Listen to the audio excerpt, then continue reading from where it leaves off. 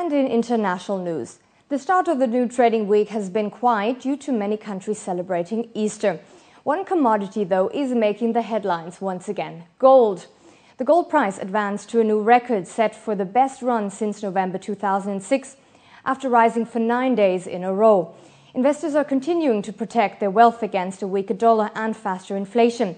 Bullion for immediate delivery rose as much as 0.5% to $1,514 per ounce. Also, silver surged to a 31-year high. Rising prices in Asia are also seen fueling demand for gold as an inflation hedge. Meanwhile, South Korea's Kospi Index was Asia's top performer this morning, led by auto shares like Hyundai Motor and Kia. The benchmark gained 0.8% today. Still, overall trading on Monday was thin, with markets in Australia, Hong Kong, London and Frankfurt still shut for the long Easter holidays. Markets are waiting on earnings this week from Asian technology blue chips like Canon, Samsung and LG Electronics. Top American companies like Coke, Pepsi and Procter & Gamble are also due to provide investors with an insight into the health of the US consumer this week. India is considering exporting fuel to Pakistan to help its neighbor meet a shortfall. An Indian official said on Monday the move could open up a new market for Indian refiners such as Reliance Industries and Essar Oil. The issue of fuel trade between the two rivals came up in the middle of 2008, but has been on hold as relations deteriorated following the November 2008 attacks in Mumbai. It's a possibility that is being looked at with a positive frame of mind from our side, an Indian government official said. It was not immediately clear how much fuel could be exported by India and from when on. Before we go, here's a quick overview of the Asian equity indices as well as the oil and currency markets. And after that, Laura Buckwell is back with the news.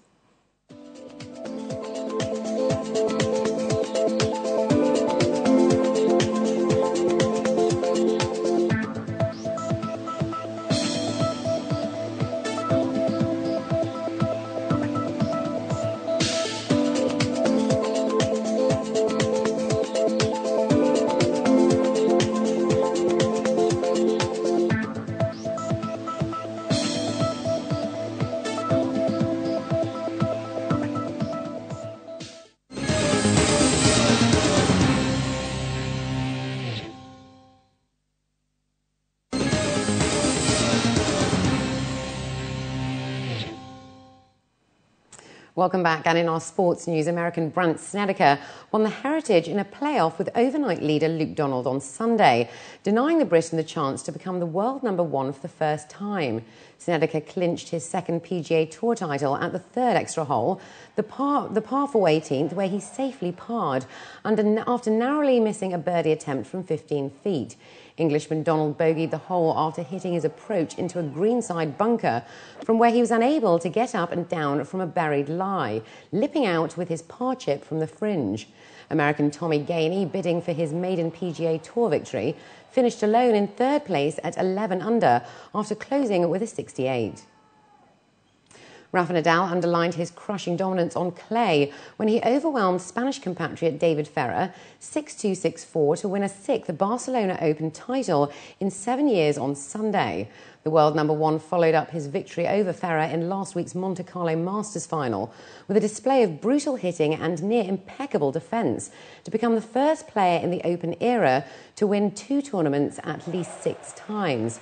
In breezy conditions, Nadal was only troubled for brief periods by Ferrer, who made too many unforced errors against his relentless Davis Cup teammate. The European clay swing next takes him to Madrid, where he will defend the Masters title he has won twice before attempting to secure a 6th Rome Masters and a 6th French Open crown. It's unbelievable. Start the clay season like this is a dream for me. Very, very happy about everything. Very happy about my level too. Today, I think this afternoon I played a fantastic first set and the beginning of the second set too. After I played few bad games, but always it's very tough against David. No? So I was lucky a little bit in the end of the second set. But finally I had the title here, one of the more important titles for me because here is at home, my club, one of the more historic tournaments on clay. So very happy for everything. Rank outsider Julia Gerges of Germany stunned world number one Caroline Wozniacki 7-6, 6-3 on Sunday to win the Stuttgart Grand Prix, her first title of the year in front of an ecstatic home crowd. Gerges outplayed her opponent, winner of 3 titles already this year, on the fast indoor clay court, giving the Dane absolutely no chance of a title she has yet to win. Gerges pinned Wozniacki back from the start, playing the Dane's backhand constantly and forcing her into making errors. The big serving 22-year-old, ranked 32nd in the world, did not allow her 20-year-old opponent any chance to break, and Wozniacki also struggled with Gerges' kicking serve. Gerges won $111,000 and a sports car. Philip Gilbert of Belgium won his 4th cycling classic victory in 10 days when he triumphed in the Liège-Bastogne-Liège race on Sunday.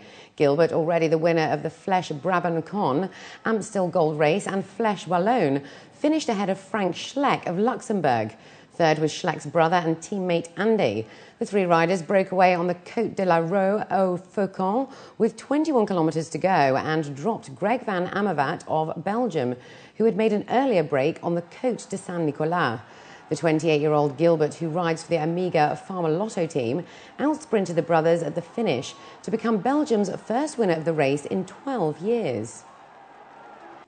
And finishing off where we started, with new events being revealed every day, the guest list for the wedding of the century has been made public. Besides the usual suspects of close family and friends, politicians, celebrities and sportsmen also made the cut. The leaders of Britain's main political parties, David Cameron, Nick Clegg and Ed Miliband, are all expected to attend, as well as former British Prime Minister John Major. Charities with which Prince William are also affiliated will also be represented. The Prince supports Australian swimmer Ian Thorpe's charitable organisation Fountain for Youth, who will also be attending. Some of the British talent invited include Elton John, David and Victoria Beckham, director Guy Ritchie, singer Joss Stone and actor Rowan Atkinson. And with that, let's take a look at the local and international weather forecast for tomorrow.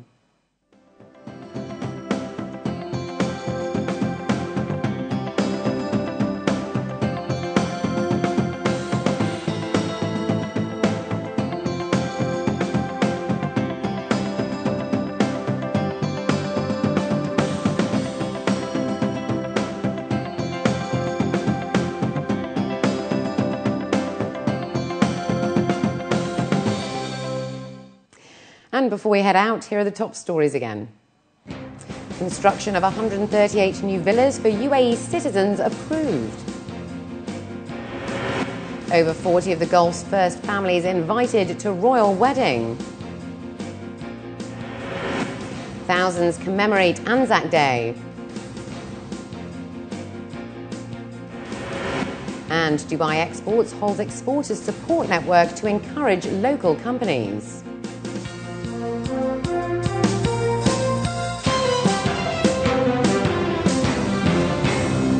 Well, that brings us to the end of the bulletin. As always, we'd love to hear your comments. You can write to us at news@city7tv.com, or why not call us on 04367 2230. And please do join our Facebook page. From the entire news team, it's goodbye for now.